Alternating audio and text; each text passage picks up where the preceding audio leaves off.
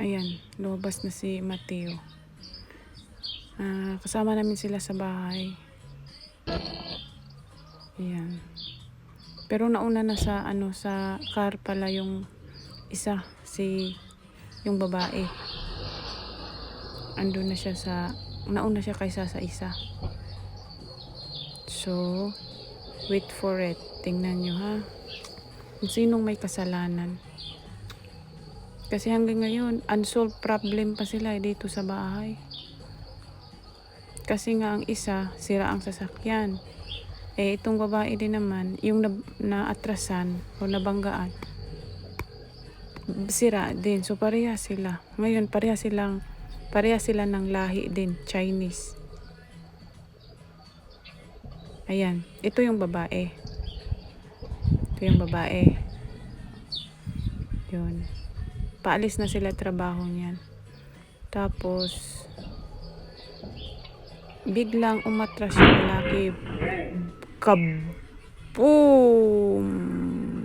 Yan, lakas Lakas yun.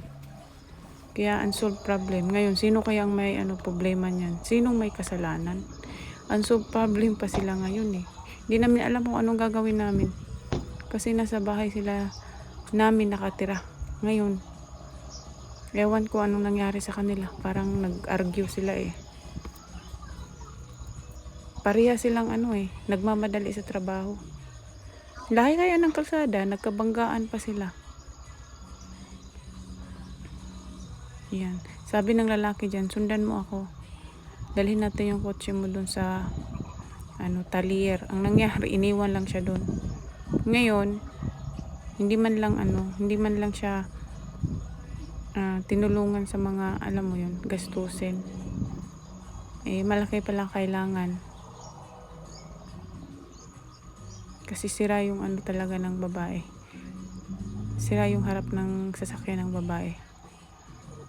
Ayan. Kayo na mag-judge kung sino kayang may kasalanan. Pero siguro kakausapin namin yung lalaki. Tsaka yung bae. Kasi wala silang walang imikan. Parang hirap naman, parehas silang kaming nakatira sa isang bahay.